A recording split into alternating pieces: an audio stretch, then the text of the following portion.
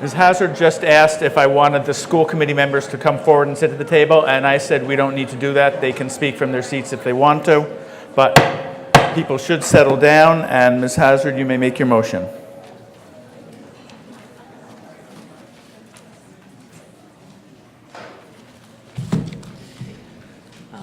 Okay.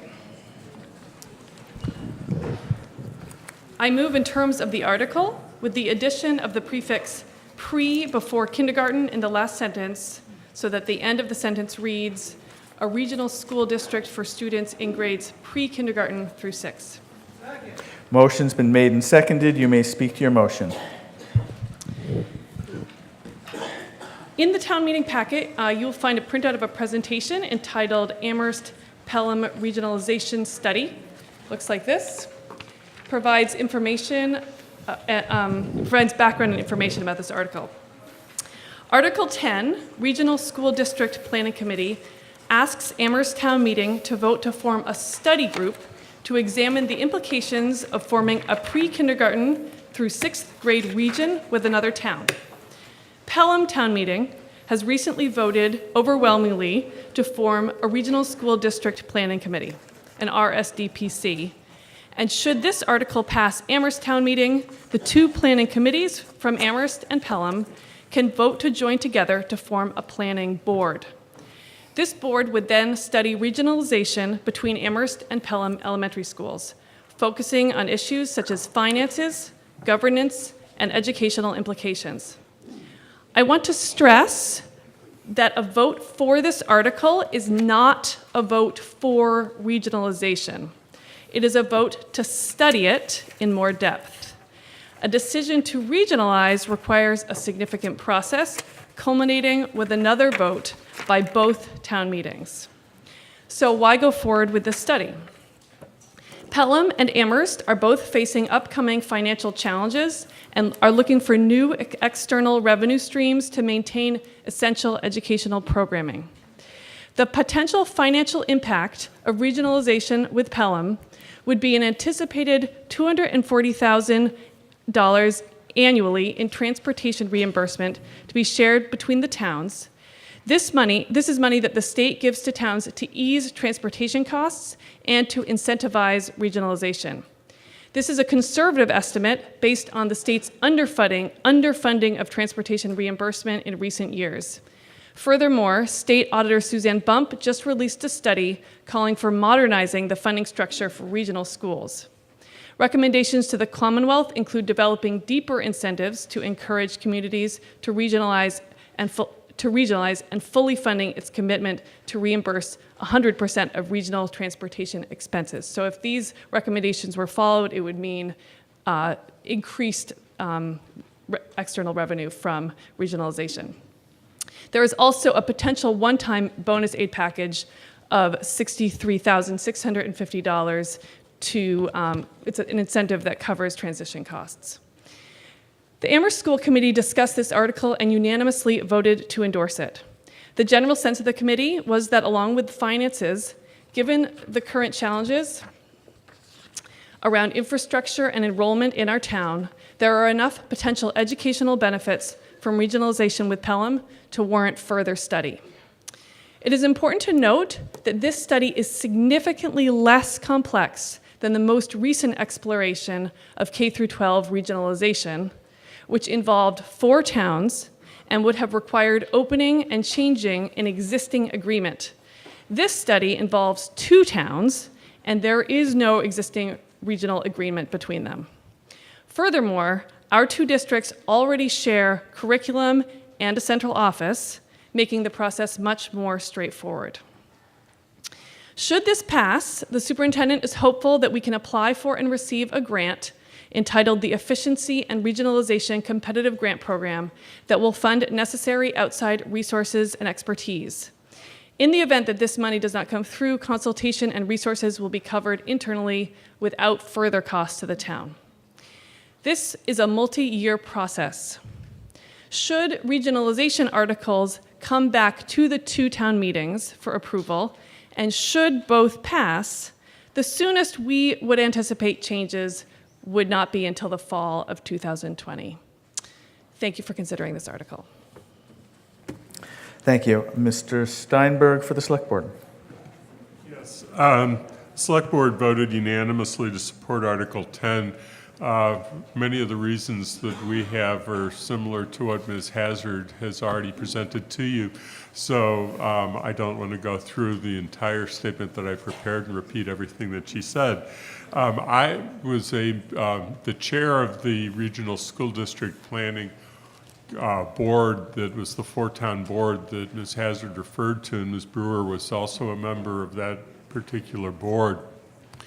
It was a complex process. There was a lot of issues having to do with governance. There were issues having to do with funding, the regional assessment, regional assessment formula, and the educational benefits.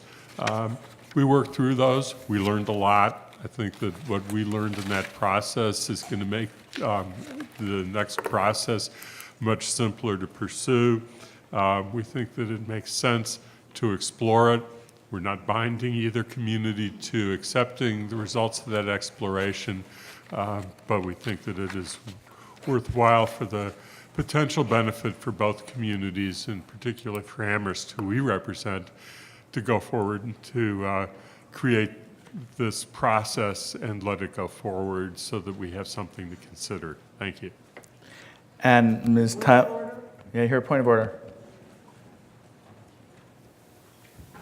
Jim Oldham, Precinct 5. Sorry, Mr. Moderator, I didn't want to interrupt the speaker, but I noted the clock wasn't operating at that time, so I want to make sure we don't, that continues in the future. I do too, yes. Unfortunately, the overhead is strategically placed, so I can't see the light on the clock there. But I'd noticed that too, but he finished. But thank you. And Ms. Tileman for the Finance Committee. On October 12th, the Finance Committee unanimously voted to support this article. Our explanation is in your town meeting report. Thank you. This requires a majority vote for passage, and we are open to discussion. Yes, right there in the third row. Diana Stein, Precinct 9. I am wondering where it talks about being able to save possibly $240,000 in transportation costs, if that would be shared equally or if that is something that would be part of the study committee's charge. Yes, in the back row there. Why don't you step forward and identify yourself?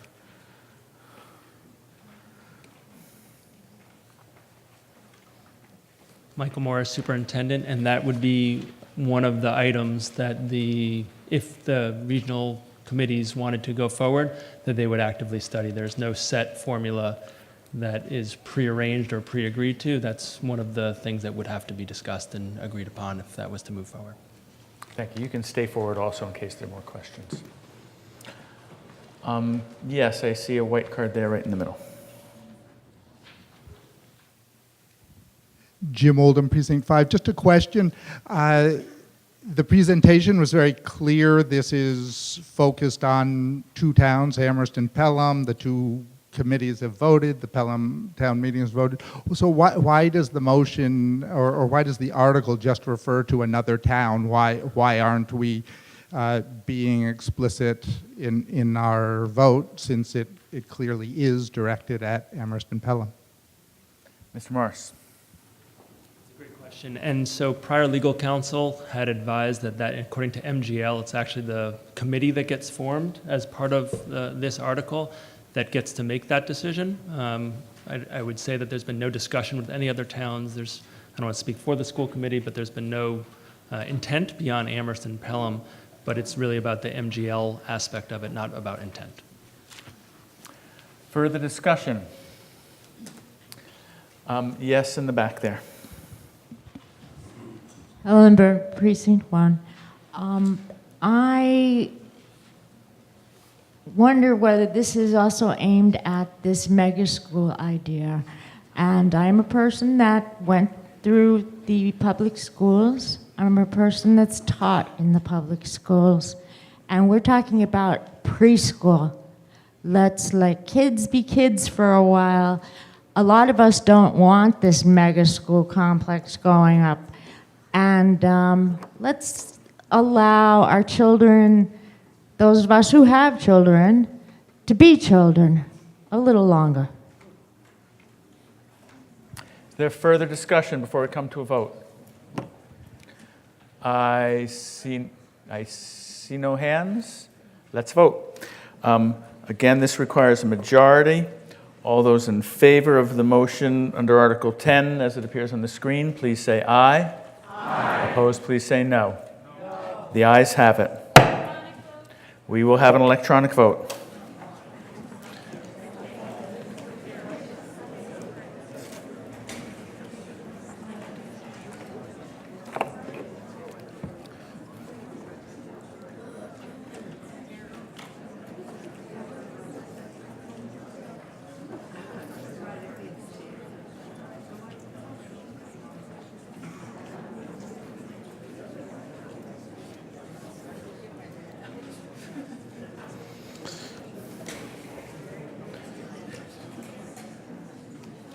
The results are 137 yes, 12 no. Article 10 has passed.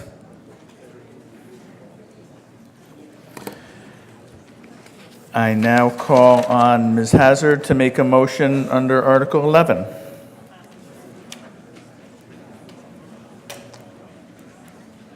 Thank you. Okay.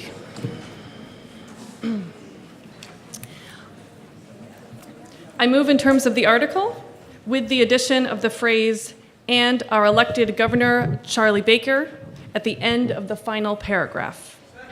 Motion's been made and seconded. You may speak to your motion. The Amherst School Committee voted unanimously on September 25th to put Article 11, Resolution regarding charter school funding and expansion, on the fall town warrant. This article arose from ongoing concerns about the funding formula for charter schools, which we believe is fundamentally flawed, as it is based on the spending level of the district, is taken directly from the sending district's funding, and does so without consideration for the need level of the students sent.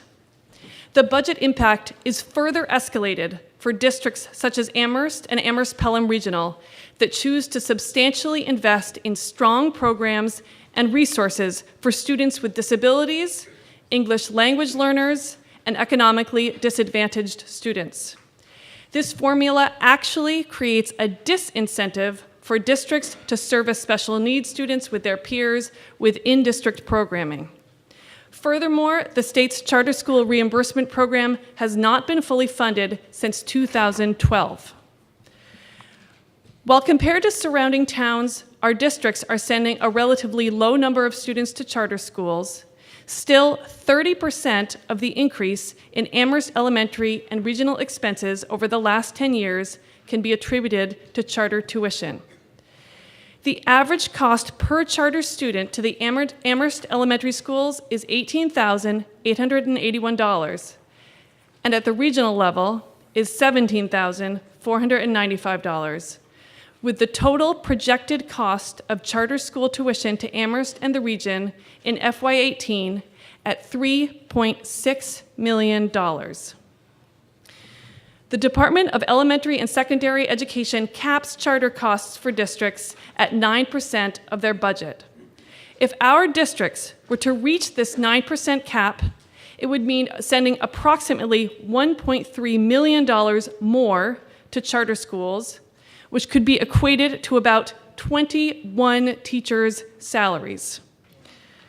Given that administrative costs have already been cut 17% in the past 2 years, there is little more that can be cut away from our classrooms. Given that the elementary school and regional budgets combined make up approximately 42% of Amherst's budget, the Amherst School Committee feels that an issue of such financial impact on the schools is appropriate to bring before town meeting, the body charged with overseeing the town's budget. This resolution asks that the legislature develop a funding formula for district public schools and charter schools that adequately funds their respective missions, and that the state not approve any charter school expansion requests until this formula has been corrected. Notably, in recent news, the NAACP has called for a moratorium on new and the expansion of charter schools, reaffirmed in the past weeks due to equity and funding concerns. Their recommendations, drawn from the work of a 12-member task force over the past year, include that the moratorium not be lifted at least until various stipulations are met, including that public funds not be diverted to charter schools at the expense of the public school system. As a further note, legislative bodies in surrounding towns are considering and passing resolutions that express similar concerns around charter school funding and expansions. Thank you. Thank you. I now call on Mr. Steinberg for the Select Board. Thank you. Now, I'll try and bear the time in mind. I can't see a clock, however, from here.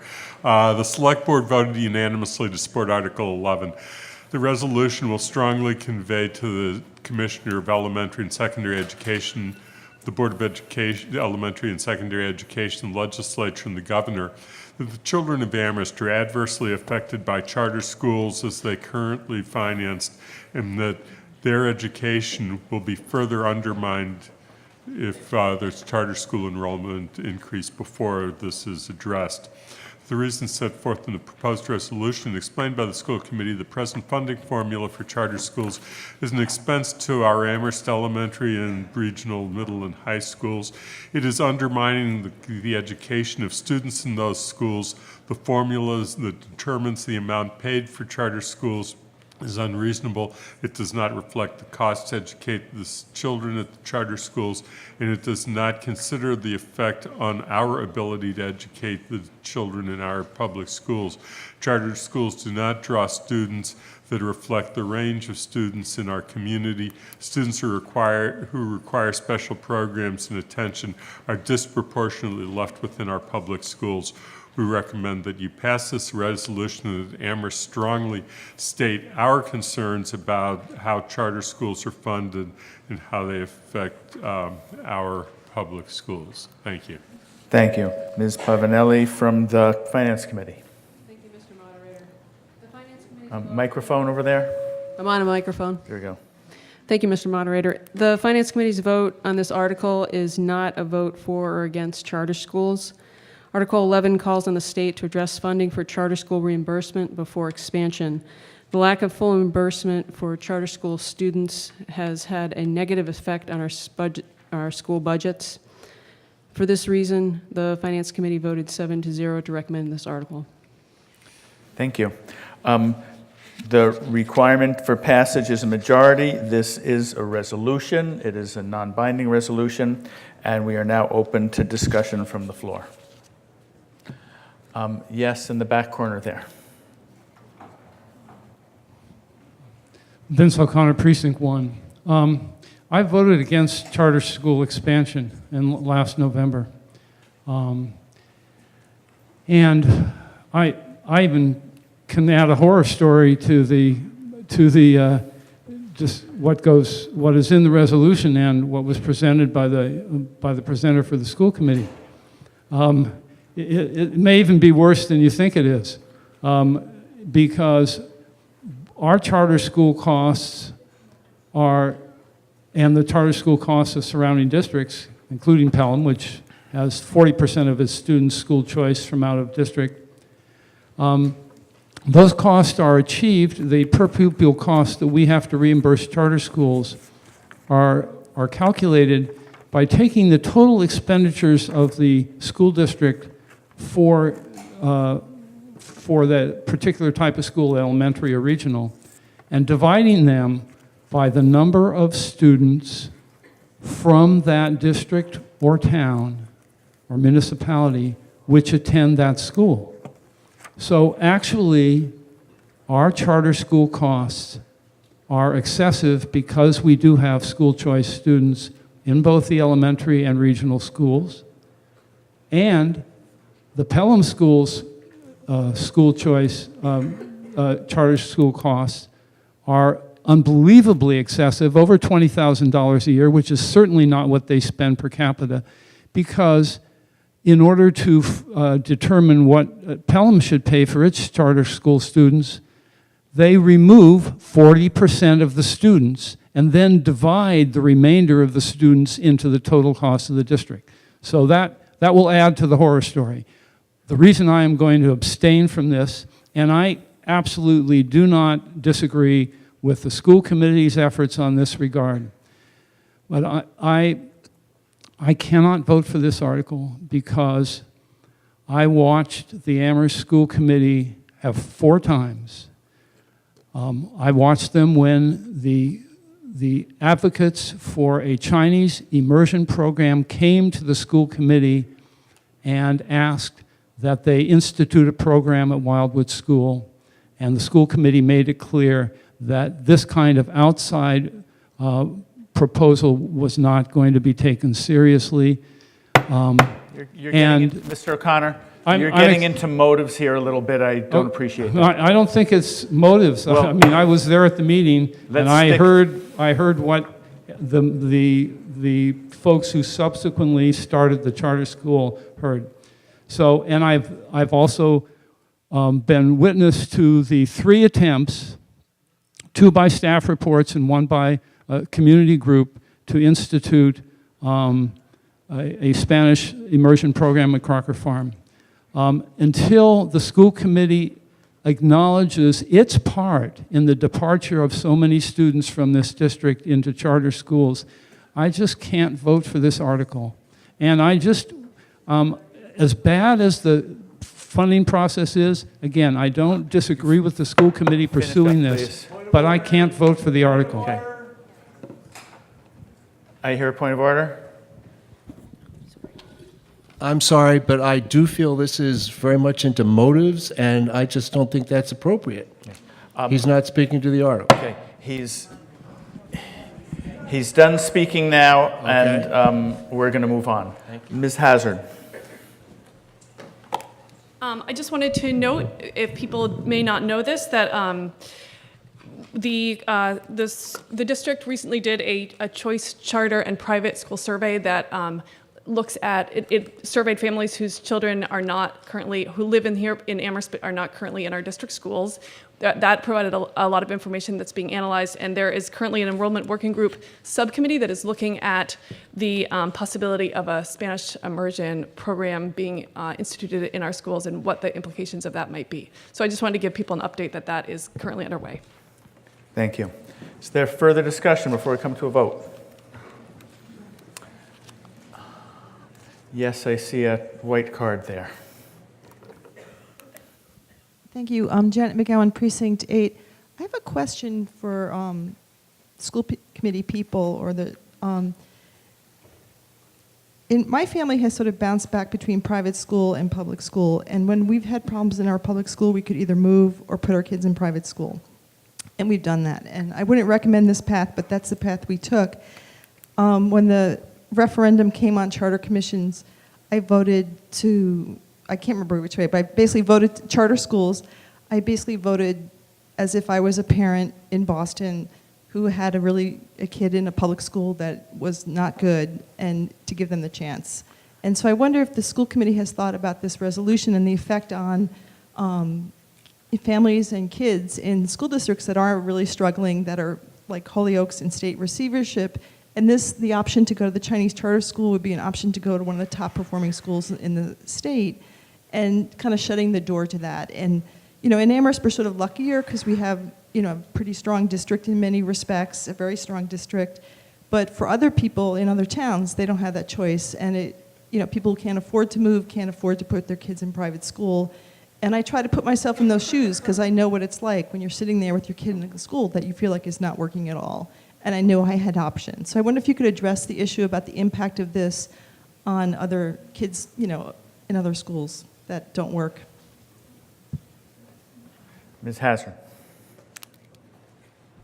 So this resolution is not a reflection of the Amherst School Committee's opinion about the merits of charter schools in their curriculum or what they're offering to schools. It's a reflection of the impact, the financial impact of charter schools and expansions on the budget of our schools in this district. So that's as much as I'm going to comment, because that's not the area that this is covering. Thank you.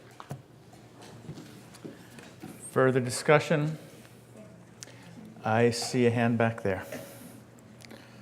Hellenberg, Precinct 1.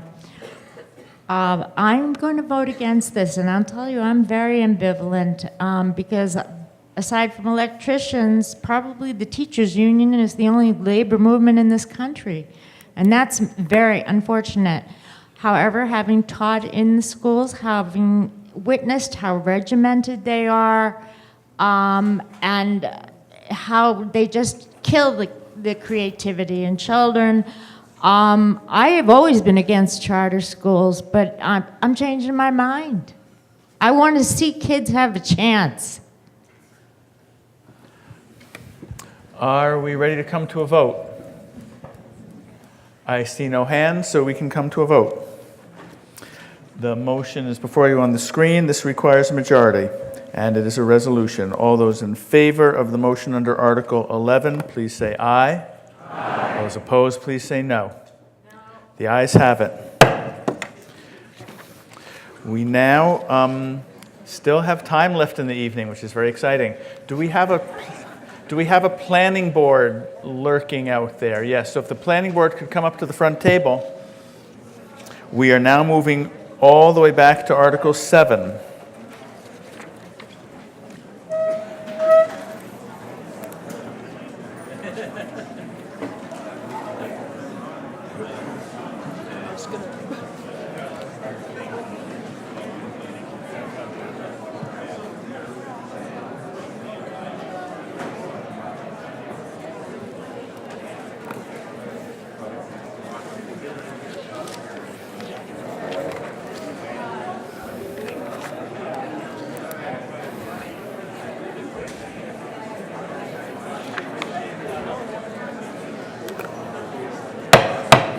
Please don't leave the room, folks. The planning board's moving quickly, and we want to keep moving on this. We owe the next article as much attention as all the ones that came before it.